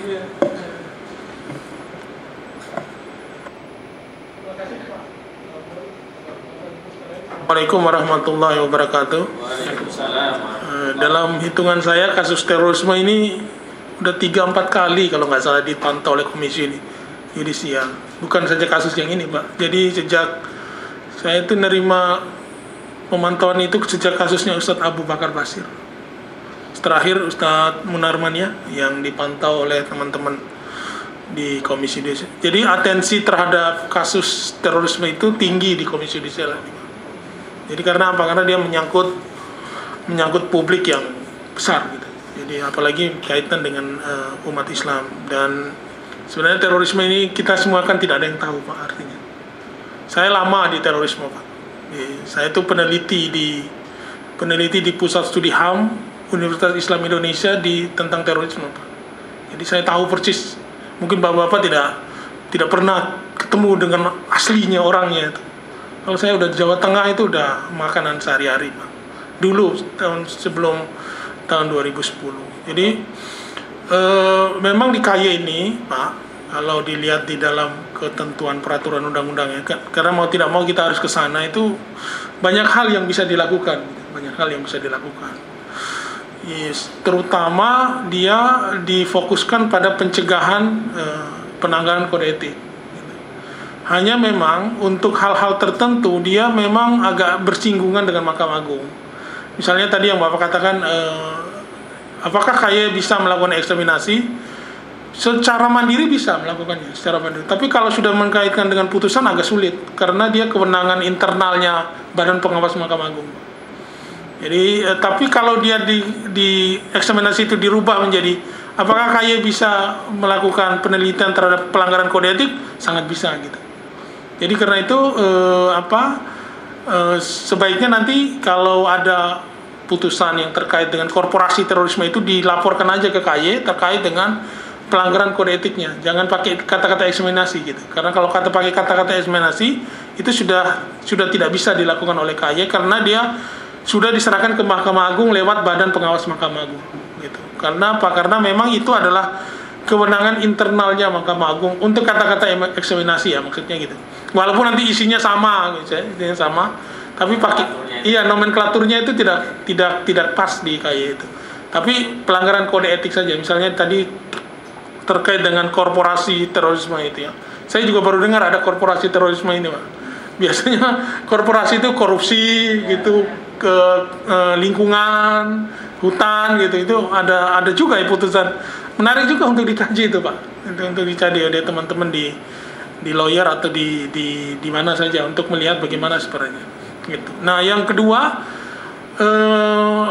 gini, kalau di kesekjen di KY ini kan ada 2 level ya, kalau di kami ini kan sebenarnya level pertamanya, yang di atasnya kan ada level komisionernya. Memang kalau urusan dengan hakim-hakim itu kita memang menyerahkan ke komisioner yang menjadi kewenangan dari komisioner. Jadi kalau misalnya tadi yang seperti kata Pak Awal, menyurati ketua pengadilan, menyurati hakim, Mahkamah Agung, Bawas, itu memang kewenangannya komisioner KY.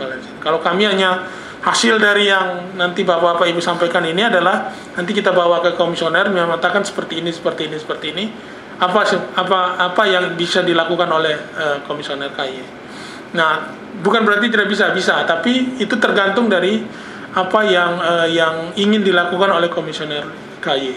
Hanya memang untuk kaitan dengan pergantian majelis hakim terkait dengan dengan pemindahan itu kan kewenangan administratif sebenarnya dari hakim yang bersangkutan. Kecuali dalam konteks itu ada pelanggarannya. Kecuali ada pelanggarannya itu nanti bisa diperiksa oleh teman-teman di pemeriksaan komisi yudisial. Gitu. Misalnya dalam mindah-mindah hakim itu dia pernah dengar omongan dari bertemu dengan jaksa, bertemu dengan para pihak gitu lah. Oh ternyata dia ada surat tentang ini yang menekan hakim agar tidak pindah. Nah itu bisa kita lakukan ketika terjadi seperti itu, tentu dengan bukti ya. Kalau misalnya hanya omongan tadi teman-teman pengacara mengatakan oh kami harusnya pindah, ya memang bisa, tapi harus ada bukti-bukti yang lanjutan yang akan diperiksa oleh komisi yudisial terkait dengan kewenangan pemindahan atau pengalihan ataupun penggantian majelis hakim. Karena apa? Karena KY tidak bisa secara teknis masuk pada wilayah itu.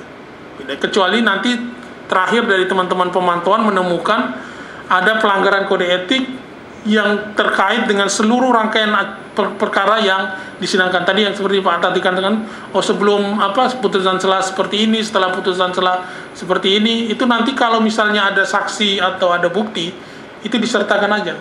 Saksi itu kan minimal 2 kalau di KYD. Siapa sih yang akan menjadi saksi? Karena apa? Karena berefek pada apa yang akan diperiksa oleh komisi yudisial terkait dengan perkara yang sedang kita disidangkan pemantauan ini.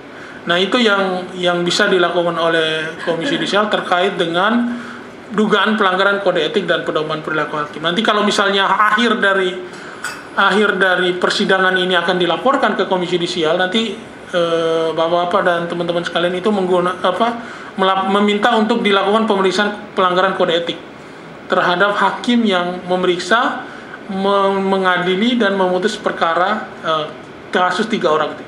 54, 55, 56, 57 itu untuk diperiksa oleh komisi yudisial. Itu nanti akan dilakukan dengan dikumpulkan menjadi satu dengan hasil pemantauan baik yang sifatnya tertutup maupun terbuka.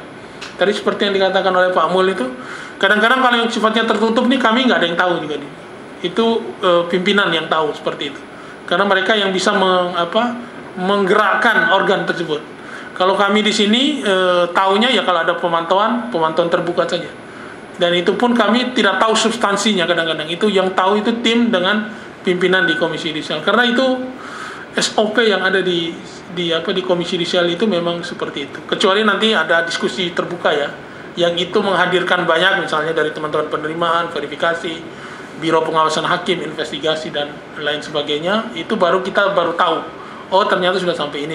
Sama yang waktu di kasusnya Pak Munarman yang terakhir itu seperti itu. Jadi tidak semua orang di ruangan ini termasuk Pak Mul, walaupun Pak Mul yang kepala biro tahu, tidak semua seperti itu.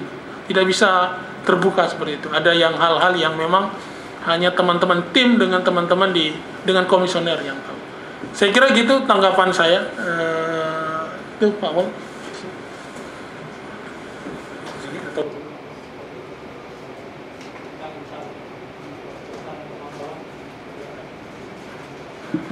Bismillah. Assalamualaikum warahmatullahi wabarakatuh. Ya, selamat siang kepada teman-teman semua. Terima kasih atas kehadirannya pada hari ini. Saya sekedar menambahkan apa yang sudah disampaikan oleh Pak Kepala Biro, Pak Mulyadi, dan dari tenaga ahli Pak Imron.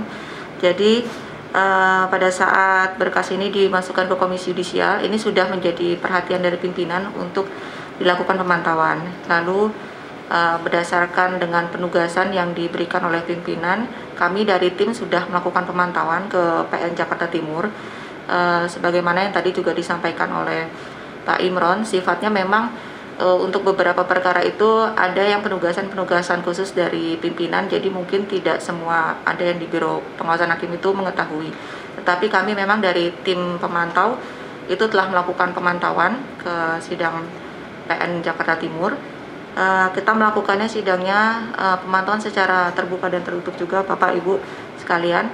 Jadi menanggapi dari informasi sebelumnya yang menyampaikan bahwa tidak semua penasehat hukum itu bisa masuk ke ruang sidang, itu juga kami tindak lanjuti. Jadi informasi-informasi yang didapatkan dari izin saya sampaikan di sini selaku pemohon, semuanya saya sampaikan sebagai pemohon, itu kami komunikasikan kepada pimpinan di Pengadilan Negeri Jakarta Timur. Jadi agar bagaimanapun juga akses publik itu dan berita-berita di luar itu harus bisa diketahui oleh dari Pengadilan Negeri Jakarta Timur supaya untuk mereka bersidang ke depannya itu bisa istilahnya kita saling cek-recek lah gitu. Jadi masukan apapun yang disampaikan oleh Bapak Ibu semua di sini selaku pemohon itu insya Allah akan kami sampaikan juga kepada pimpinan di Pengadilan Negeri Jakarta Timur untuk bisa diteruskan juga kepada Majelis Hakim. Berhubung ini sidangnya masih jalan Bapak Ibu, jadi tadi kami juga ngecek untuk 3 perkara 574 itu besok itu masih ada pemeriksaan saksi, 575 juga sama, 576 yang kemarin tanggal 3. Jadi proses pemantauannya ini masih berlangsung. Jadi kita juga melakukan pemantauan ada 3 sebenarnya Pak, langsung, terbuka, tertutup, dan tidak langsung. Tidak langsungnya itu tadi adalah Komisi Yudisial juga menyurati kepada Majelis Hakim agar bersidang sesuai dengan hukum acara dan sesuai dengan kode etik dan pedoman perilaku hakim. Mungkin saya hanya sedikit menyampaikan Pak, karena sidang ini masih panjang, masih berjalan, belum ada kesimpulan apapun yang bisa kita tarik karena kita harus mengkompilasi sampai akhir persidangan. Akan tetapi jika ada informasi-informasi tambahan dari teman-teman tim pengacara yang bisa disampaikan ke kami atau mungkin juga memiliki rekaman sidang sendiri, itu bisa disampaikan ke kami untuk bahan analisis kami di internal di Komisi Yudisial. Mungkin itu sedikit dari saya, akan ditambahkan dari Mas Ferry. Terima kasih. Ya, terima kasih untuk waktunya Bapak Ibu sekalian. Terkait persidangan di PN Jakarta Timur, memang seperti yang disampaikan oleh Pak Kepala Biro, memang butuh teknik khusus ya untuk masuk ke dalamnya. Kami pun yang membawa nama Komisi Yudisial juga perlu strategi juga untuk masuk. Ya, tidak bisa kita terlambat datang ya Pak ya, ketika itu pengamanan sudah cukup ketat gitu, kita malah nanti ketinggalan sendiri dan malah membuat situasi malah semakin tidak baik gitu. Makanya kita juga dalam melakukan pemantauan ini perlu strategi khusus, dan terima kasih juga ketika di lapangan ya Bapak Ibu pengacara juga kooperatif ya Bu Nini ya, dan alhamdulillahnya pihak pimpinan pengadilan juga termasuk kooperatif juga dengan Komisi Yudisial gitu, yang menyampaikan apa adanya. Mungkin tiap pimpinan pengadilan itu beda-beda karakternya, tapi yang kali ini yang kami lihat, yang kami alami itu cukup kooperatif dengan kami. Mungkin itu yang bisa kami sampaikan. Terima kasih. Assalamualaikum warahmatullahi wabarakatuh. Demikian dari ini upaya-upaya yang dilakukan oleh Komisi Yudisial sepanjang itu menjadi kewenangan kami, itu akan kami laksanakan. Tapi ada hal tertentu yang di luar kewenangan KY, kami upayakan juga, kami akan bersurat menyentuh hati majelisnya lah. Ya, kita kan sesama Indonesia sebagai negara Muslim terbesar, ada ustadz ulama yang diduga atau dituduhkan menjadi terorisme. Itu menjadi keprihatinan kita semua. Kepada pihak keluarga juga kami dari KY juga mengucapkan keprihatinan yang dalam. Tadi udah dengar bagaimana cerita pihak lawyer dan pihak keluarga tidak bisa ketemu ya. Ya ketemu tuh, berat badan turun berapa, 12 kilo ya dalam jangka waktu selama penahanan di Cikeas ya. Ya, ini juga saya pengen juga kalau bisa punya akses ke sana, pengen melihat ke Cikeas bagaimana itu ininya BNPT ya Pak ya. Ya, tapi kita sepanjang ini belum punya akses sana, tapi kita ya coba juga Pak, kalau kita punya akses dan bisa melihat ke sana kan lumayan juga.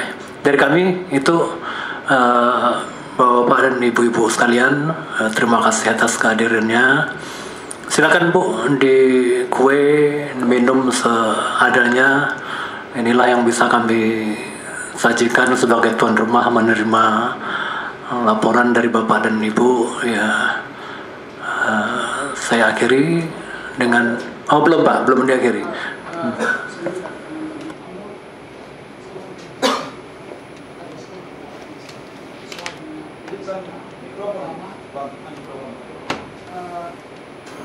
Pak Mul mohon izin, saya mencoba merespon dan mendalami. Pertama adalah ada produk penetapan sudah dikeluarkan oleh majelis, ya. Mohon untuk bisa dikonfirmasikan ke majelis, entah itu melalui ketua PN, yaitu penetapan menyangkut penolakan pemindahan penahanan. Setelah kami membangun konstruksi argumentasi dengan berbagai alasan dan berdasarkan hukum, lahirlah penetapan itu. Nah, ketika penetapan itu keluar, kami minta, sudah berapa kali rekan kita minta ke PTSP. Tapi sampai dengan hari ini kami audiensi belum keluar. Kita mau pelajari isinya itu. Yang kedua, penetapan, kita kan minta permohonan untuk pemindahan penahanan dengan konstruksi argumentasi, tetapi di ujungnya itu majelis mengeluarkan penetapan, tidak diterima, ya. Nah, yang perlu saya sampaikan itu, setiap kali kami mengajukan pemindahan itu, sebelum penetapan itu keluar itu, majelis selalu menanyakan kepada jaksa penuntut umum. Padahal sesuai dengan ketentuan hukum acara pidana nomor 8 tahun 81 itu sudah menjadi ranah dan kewenangan majelis. Tidak perlu harus tanya bagaimana penuntut umum, keadaan kesehatan mereka gimana. Bukan itu yang dimaksud. Kewenangan itu yang kita pingin agar supaya digunakan secara maksimal sesuai dengan perintah KUHP Undang-Undang nomor 8 tahun 81 itu. Ya, itu pertama. Yang kedua adalah menyangkut penetapan sidang di LPSK secara offline khusus menyangkut salah saksi fakta. Oke, kami kooperatif menyetujui itu. Tetapi faktanya sebagaimana yang dilaporkan rekan saya tadi bahwa kok masih ada sidang di Gunung Sindur. Apakah itu bagian daripada pelanggaran yang bertentangan dengan penetapan yang sudah diterbitkan, kemudian majelis mengabaikan itu? Apakah itu bagian daripada pelanggaran kode etik perilaku hakim? Ya, sesuai dengan kewenangan itu. Itu kedua. Ketiga, ya, soal menyangkut masalah pengawasan terbuka dan tertutup. Tadi saya sudah menjelaskan sebelum putusan sela itu suasana persidangan memang cukup alot. Bahkan Pak, mungkin di video sudah keluar, di depan persidangan pakai senjata Pak, kita nggak bisa masuk. Ini teman saya di ujung, Ricky, kenapa dia sampai bereaksi di YouTube? Siapa yang memulai?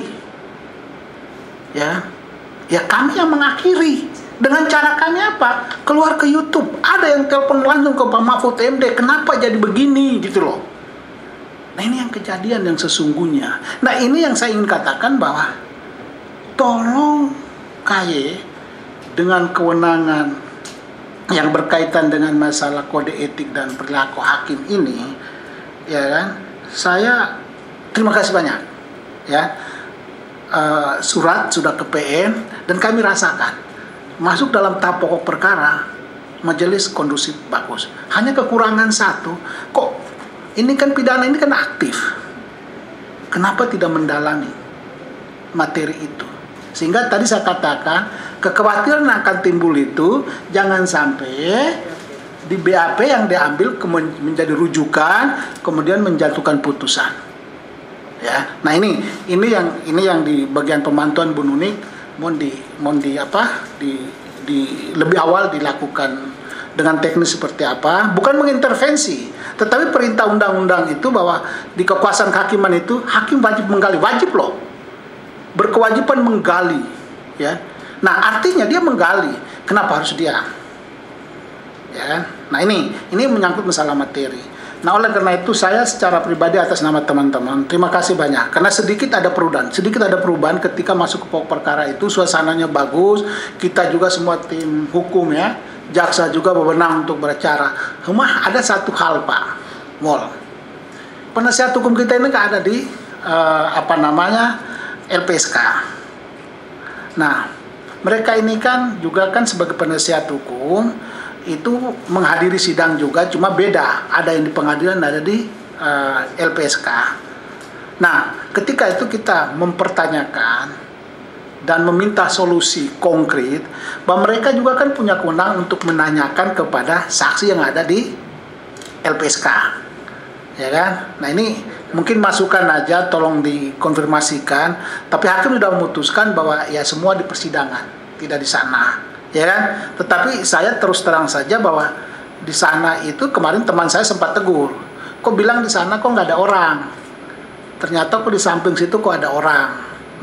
Nah ini kan berkait dengan pertanyaan-pertanyaan penasihat hukum masuk kepada teknik unsur, Pak, perbuatan jahat, perekrutan, ya kan? Nah inilah makanya kan fungsi pengawasan itu ya kami mohon agar supaya baik itu tertutup atau terbuka secara detail dilakukan sedemikian rupa supaya di ujung daripada harapan putusan itu bisa objektif, Pak. Nah itu aja tambahan dari saya, Pak. Terima kasih banyak ya kan atas langkah-langkah pengawasan dari KAY yang sudah dilakukan baik secara terbuka dan tertutup, dan saya secara pribadi merasakan itu agak bagus ya kan. Cuma ada satu hal itu keaktifan aktif untuk menggali. Itu aja. Terima kasih, lebih kurangnya mohon maaf. Assalamualaikum warahmatullahi wabarakatuh. Salam.